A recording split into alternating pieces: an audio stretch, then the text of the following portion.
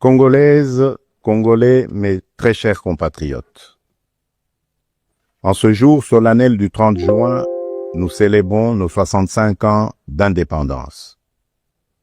65 ans d'un cheminement audacieux amorcé le 30 juin 1960, lorsque notre peuple, uni par une aspiration irrépressible, a revendiqué son droit inaliénable à la liberté et à l'autodétermination. Cette date n'est pas qu'un jalon historique. Elle est un appel vibrant à honorer la mémoire de nos héros, à raviver notre idéal commun et à réaffirmer notre engagement pour une République forte, unie et prospère. En ce jour de souvenir et d'espérance, j'honore la mémoire de nos pères fondateurs, Joseph Kasavubu, Patrice Emery Lumumba, et de tous ceux qui, souvent dans l'anonymat, ont offert leur vie en sacrifice pour rendre possible l'idéal d'un Congo libre et maître de son destin. Leur courage est le socle de notre souveraineté, leur vision, le flambeau de notre avenir. Mes très chers compatriotes, aujourd'hui, notre célébration revêt une portée exceptionnelle. Il y a quelques jours, à Washington, sous l'égide des États-Unis d'Amérique, la République démocratique du Congo et le Rwanda ont signé un accord de paix historique, un tournant décisif pour mettre fin à un conflit qui, depuis près de 3 décennies, a semé la désolation dans l'est de notre pays, causant des millions de morts et de déplacés, en particulier dans l'est de notre territoire. Cet accord signé par les ministres des Affaires étrangères de nos 2 pays lors d'une cérémonie solennelle présidée par le secrétaire d'État américain, M. Marco Rubio, reprend les acquis de la résolution 2773 du Conseil de sécurité des Nations Unies et ouvre la voie à une nouvelle ère de stabilité, de coopération et de prospérité pour notre nation, pour la région des Grands Lacs et pour l'Afrique tout entière. Je voudrais exprimer au nom du peuple congolais notre profonde gratitude aux États-Unis d'Amérique pour leur engagement déterminant en faveur de la paix.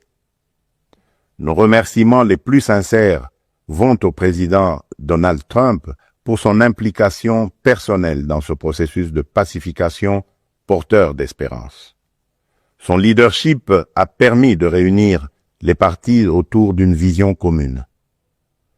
J'adresse également mes vifs remerciements à l'État du Qatar pour ses bons offices, et particulièrement au Cheikh Tamim Ben Hamad Al Thani, dont la médiation discrète et efficace a contribué à rapprocher les positions et d'ouvrir un dialogue sincère entre notre pays et le Rwanda. Je tiens également à exprimer ma profonde gratitude à 2 dignes fils de l'Afrique, dont l'engagement déterminant a largement contribué à porter la tragédie sécuritaire que traverse la République démocratique du Congo à l'attention de la communauté internationale. Grâce à leur implication active dans le processus de Luanda et de Nairobi, Son Excellence João Manuel Gonçalves Lourenço, président de la République d'Angola, et Son Excellence Uhuru Kenyatta, ancien président de la République du Kenya, ont su mobiliser les consciences et renforcer la visibilité de la cause congolaise sur la scène régionale et internationale. Cet accord n'est pas seulement un document.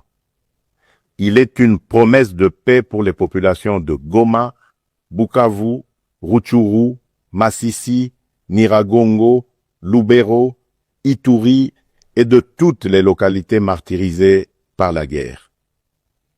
Ce processus diplomatique s'articule également avec les discussions en cours à Doha, au Qatar. Notre ambition reste sans équivoque rétablir pleinement l'autorité de l'État sur l'ensemble du territoire national et œuvrer à l'instauration d'une paix réelle, durable et partagée dans toute la sous-région. Les attentes de nos populations sont immenses, notamment celles de l'Est du pays qui ont trop longtemps souffert. Nous abordons donc cette ultime phase du processus avec détermination, dans le respect de notre souveraineté et des aspirations légitimes de notre peuple. Les prochaines étapes devront aboutir à la démobilisation, la réinsertion conditionnelle, et au cas par cas des ex-combattants à travers le PDDRCS, et enfin à la reconstruction des régions jadis affectées par les conflits armés. Ces avancées diplomatiques s'inscrivent dans une dynamique plus large de reconquête et de l'affirmation de notre souveraineté, de redéploiement de notre influence et de reconstruction de la confiance internationale envers la République démocratique du Congo.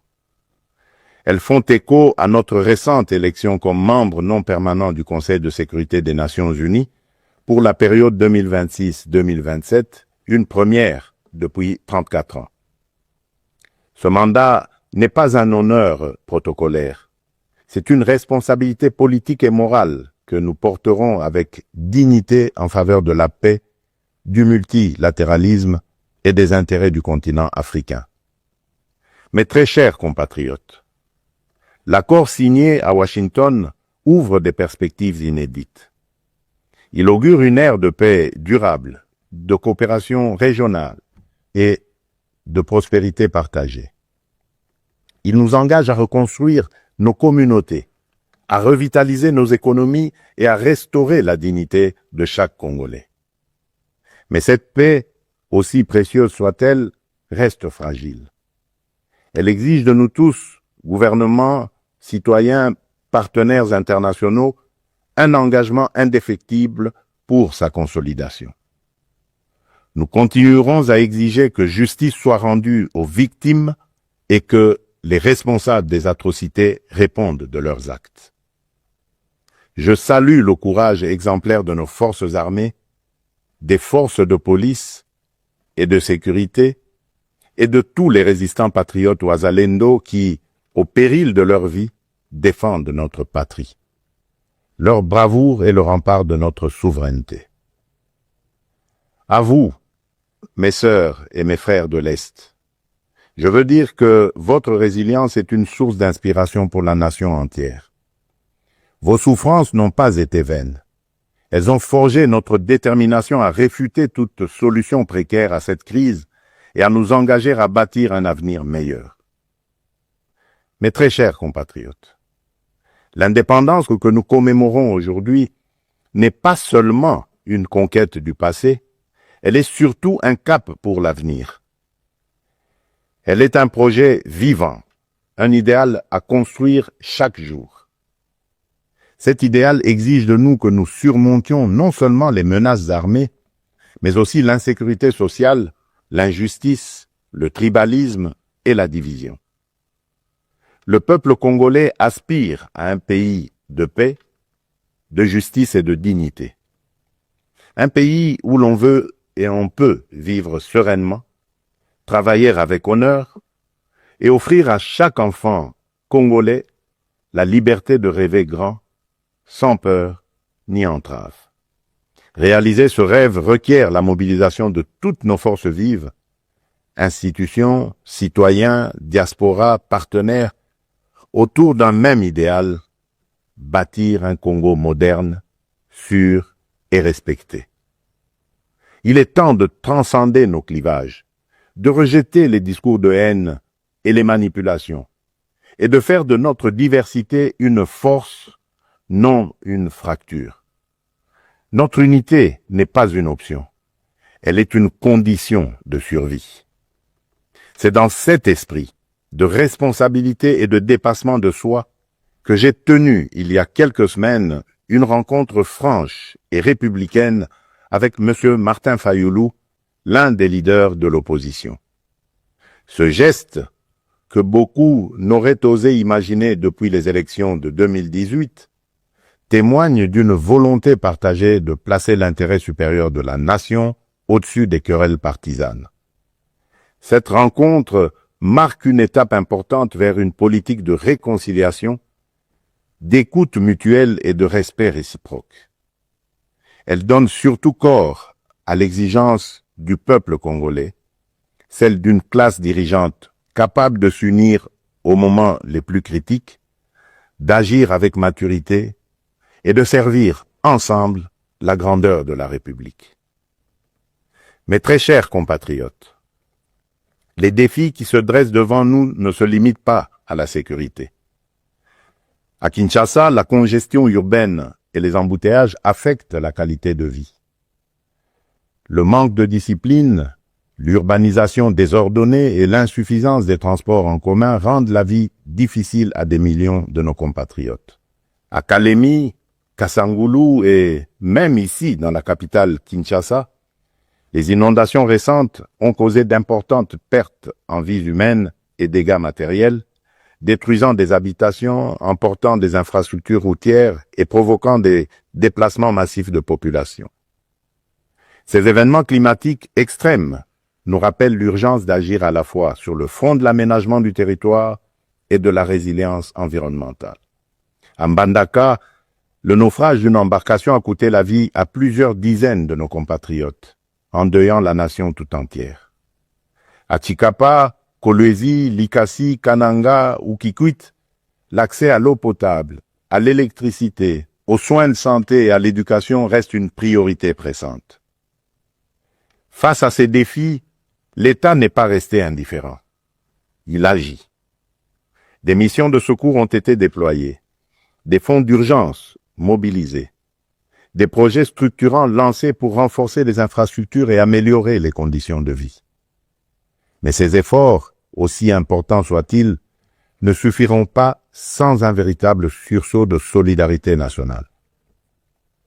Ils doivent être soutenus par une administration plus efficace, une meilleure coordination institutionnelle et la responsabilisation de tous les niveaux de pouvoir.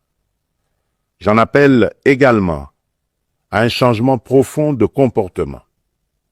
Nous devons adopter une discipline collective, un civisme exemplaire et un respect des règles de vie en communauté. Aussi, je vous appelle à un sursaut patriotique, à une responsabilité individuelle qui fera de notre pays un modèle de stabilité et de progrès. Mes très chers compatriotes, fidèles à l'élan de notre indépendance, j'ai pris devant vous, avec une détermination sans faille, le serment de bâtir un Congo à la hauteur de nos aspirations. Avec constance et détermination, j'ai placé la transformation de notre nation au cœur de mon mandat, mu par l'ambition profonde de faire de la République démocratique du Congo une terre de justice, de prospérité partagée et de dignité retrouvée.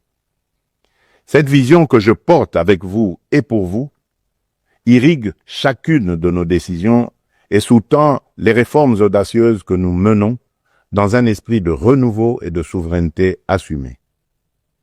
Aux côtés du gouvernement, j'ai engagé une série de réformes économiques, judiciaires et institutionnelles visant à asseoir un véritable état de droit, à éradiquer la corruption et à créer un climat des affaires propice à l'investissement et à l'initiative. Les premiers résultats sont tangibles. La croissance économique connaît un rebond durable. L'image de notre pays s'améliore sur la scène internationale et la confiance des investisseurs renaît. Ce regain de confiance se traduira prochainement par la signature d'un accord stratégique inédit avec les États-Unis d'Amérique dans le secteur minier. Cet accord marquera une étape décisive dans le positionnement de la République démocratique du Congo comme un acteur central de la transition énergétique mondiale et de l'économie verte émergente. Il visera à valoriser de manière souveraine nos minerais stratégiques, en particulier le cuivre, le cobalt et le lithium, tout en assurant une répartition plus équitable des retombées économiques au bénéfice des populations congolaises. Il ouvre la voie à la transformation locale, à la création des milliers d'emplois et à un nouveau modèle économique fondé sur la souveraineté et la valeur ajoutée nationale.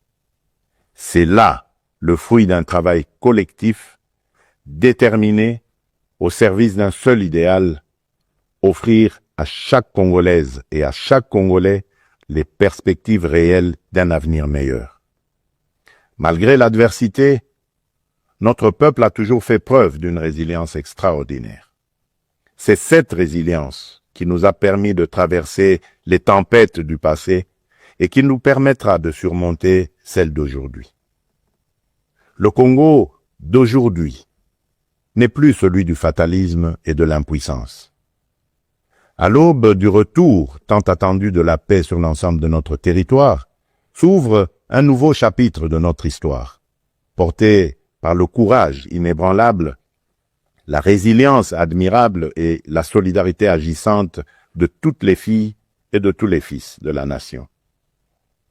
À nos partenaires des États-Unis, de la Chine, de l'Europe, des pays du Golfe, du continent africain et du monde entier, je le dis solennellement, la République démocratique du Congo est de retour, prête à nouer des partenariats stratégiques, fiables, transparents et surtout gagnant-gagnant. Nous avons les moyens de notre ambition, des ressources exceptionnelles, une position géostratégique centrale, un peuple talentueux et surtout un leadership résolument tourné vers l'avenir. Nous sommes prêts à jouer notre rôle, notre partition face aux grands défis de notre temps. La paix, la transition énergétique, le développement durable et l'intégration africaine. Je tiens toutefois à réaffirmer avec clarté les lignes rouges de mon action. Les ressources de la République démocratique du Congo ne seront jamais bradées ni livrées à des intérêts obscurs. Elles bénéficieront avant tout au peuple congolais. Aucun compromis ne sera toléré en matière de souveraineté économique. La République démocratique du Congo ne vendra ni son avenir, ni sa dignité. Mes très chers compatriotes, le monde change et la République démocratique du Congo a son mot à dire. Notre jeunesse déborde de talent, notre sol regorge de richesses, notre peuple rayonne de dignité. Ensemble, poursuivons notre projet commun, celui de bâtir un État fort, une économie diversifiée, une société juste et équitable. Ce 30 juin, faisons de notre indépendance un idéal vivant, incarné dans chaque famille, chaque quartier, chaque ville, chaque province. Nous ne visons pas seulement la fin de la guerre, nous voulons une paix véritable, qui sera le socle d'un vaste chantier de reconstruction d'une société plus inclusive, plus solidaire et plus prospère. Le gouvernement s'y attellera avec rigueur et transparence. Mais ce chantier ne réussira que si chaque Congolaise et chaque Congolais y prend part. Alors unissons nos cœurs et marchons ensemble, main dans la main, vers un Congo fort, uni et prospère. Bonne fête de l'indépendance à toutes et à tous. Que Dieu bénisse la République démocratique du Congo, son peuple et tous ceux qui l'ont choisi comme pays de résidence. Je vous remercie.